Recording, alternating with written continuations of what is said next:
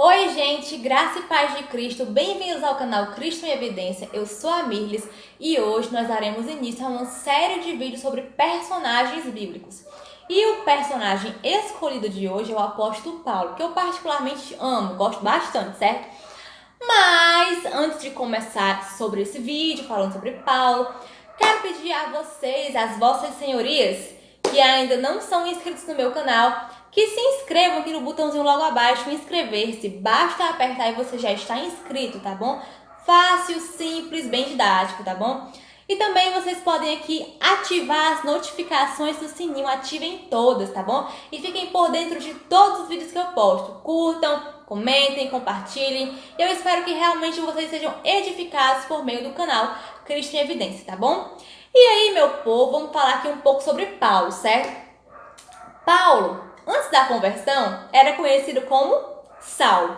Saulo era da tribo de Benjamim, era filho de judeus, um judeu fariseu, ou seja, um zeloso cumpridor da lei.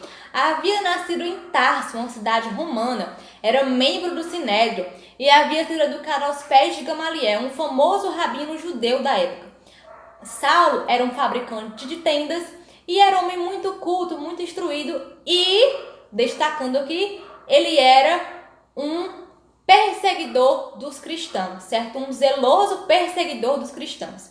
E aí, como nós vemos o relato em Atos 9, Saulo estava no caminho de Damasco para prender alguns cristãos. E aí ele tem um real encontro com Cristo. Ele cai por terra. A Bíblia não fala que ele caiu num cavalo, como muita gente fala por aí. Fala simplesmente que ele caiu por terra e ele teve um encontro com Cristo ressurreto. E ele fica cego por 3 dias, fica 3 dias sem comer, sem beber. E nesse período Deus trabalha profundamente na vida dele. Deus quebranta o coração dele até que ele realmente se converte genuinamente à fé cristã. E eu quero aqui desmistificar com vocês que muito se fala por aí afora, até em algumas pregações, que Saulo teve o nome mudado para Paulo, só que na realidade não. Na realidade, Saulo era o nome hebraico, o nome judaico que ele tinha. E Paulo era o nome romano, o nome latino que ele tinha, certo? E aí, quando ele era um perseguidor dos cristãos, ele era muito conhecido como Saulo.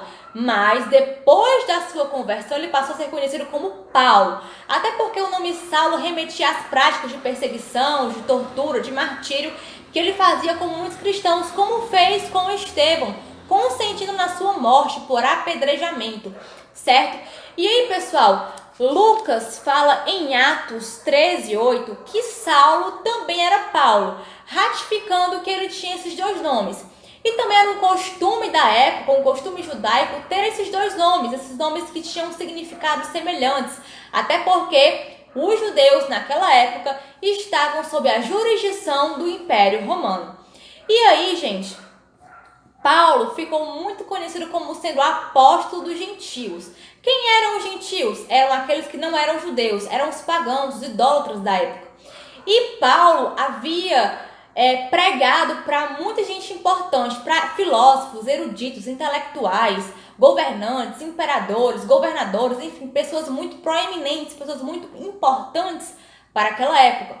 E Paulo era um homem muito instruído, era um homem que conhecia muito bem a língua hebraica, a filosofia grega, articulava muito bem as palavras, escrevia muito bem. Ou seja, Deus usou Paulo para pregar para os gentios, para aqueles que também eram instruídos, certo?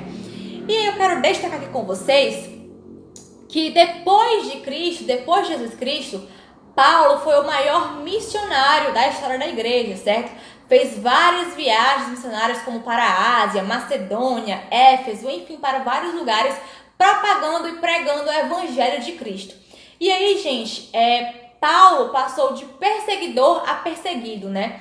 E aí ele enfrenta açoites, torturas, perseguições, naufrágios, padece fome, frio. E ele fala que se orgulha de tudo isso porque ele está sofrendo por amor à causa de Cristo, por amor ao evangelho de Cristo. E aí você vê que ele passou de um homem que antes martirizava e matava e prendia cristãos a ser um homem torturado, perseguido e preso diversas vezes por propagar, por pregar o evangelho de Cristo. E aí, pessoal, Paulo teve grande relevância para a história da igreja, porque ele escreveu cerca de 13 cartas, 13 epístolas extremamente muito importantes, dentre as quais vale citar aqui 1º e 2º Coríntios, 1º e 2º Tessalonicenses, né? Romanos, Efésios, Gálatas, Filipenses, enfim, várias passagens, várias cartas bíblicas endereçadas a diversas igrejas. E que são muito importantes para nós, porque firmam a nossa fé hoje, nossa fé cristã, nossa fé evangélica na pessoa de Cristo Jesus. E aí, pessoal, minha passagem favorita de Paulo é quando ele está no Areópago, pregando para os filósofos estoicos e epicureus. Ele está em Atenas, na Grécia, e ele fica impressionado com a idolatria daquele povo, né? E aí ele vê o altar ao Deus desconhecido. E ele vê essa oportunidade de falar sobre Cristo ressurreto para aqueles filósofos. Ele começa a pregar. Ele começa a dizer assim, olha, esse Deus que vocês adoram, que é desconhecido, é Jesus. E esse Deus morreu por vocês. E esse Deus é o Deus que quer trazer real esclarecimento sobre vocês. E a Bíblia fala que uns zombam e outros creem, né? Isso está em Atos 17, tá bom? Uns zombam, outros creem, mas Paulo prega o evangelho de Cristo. E aí nós temos o famoso versículo que Paulo fala. Por meio dele nós vivemos, nos movemos e existimos, ratificando que a nossa razão de existência está na pessoa de Jesus, porque é Ele quem nos move, é Ele quem nos faz existir. E aí, pessoal, para finalizar, como morreu o apóstolo Paulo, né? Paulo teve uma morte extremamente sangrenta, violenta, ele foi decapitado, certo? Segundo a tradição histórica, conta-se que ele foi morto na época do imperador Nero, que foi um imperador bem louco, né? Bem maluco da história do Império Romano, né? Foi um imperador bastante cruel, sangrento, e Paulo morreu nessa época, mais ou menos em 67 depois de Cristo, certo? E aí, gente, Paulo, ele é um exemplo para nós cristãos hoje. Paulo era um servo de Deus e Deus revelava grandes mistérios para a vida dele, né? Paulo, ele não se intimidava, ele falava mesmo, ele expulsava demônios, ele denunciava pecados, ele exortava, doutrinava a igreja, era um homem de fé, um homem de Deus. E o que me chama mais atenção na vida dele é que mesmo ele estando preso, sendo açoitado, torturado, ele dizia assim, olha, eu estou alegre porque eu estou sofrendo por amor a Cristo. E eu sei que tudo isso vai ser muito importante para o reino de Deus.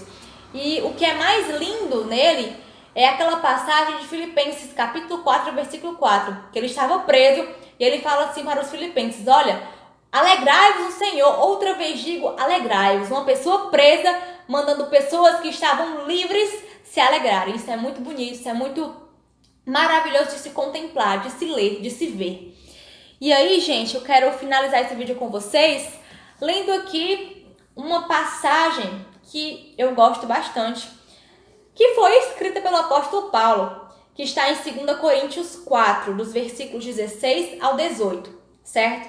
Que diz assim, ó, por isso não desanimamos, pelo contrário, mesmo que o nosso homem exterior se corrompa, contudo, o nosso homem interior se renova de dia em dia, porque a nossa leve e momentânea tribulação produz para nós eterno peso de glória, não se atentando nós nas coisas que se veem, mas nas que não se veem, porque as coisas que se veem são temporais, mas as coisas que não se veem são coisas eternas. E que nós possamos realmente estar firmados nas coisas que não se veem, nas coisas espirituais. Abra os seus olhos e seja esclarecido pela palavra de Deus e pelo Evangelho de Cristo. Leve a sério o cristianismo, certo? Leve a sério o martírio e o sofrimento desses homens de Deus. Leve a sério a palavra de Deus, porque muitos morreram para que hoje nós estivéssemos aqui com essa liberdade religiosa de propagar o Evangelho do Senhor Jesus Cristo, tá bom? Muito obrigada por ter visto esse vídeo até o final. Compartilhe, se inscreva, dê o seu joinha, tá bom? E muito obrigada, pessoal. Até a próxima, se Deus quiser. Tchau, tchau!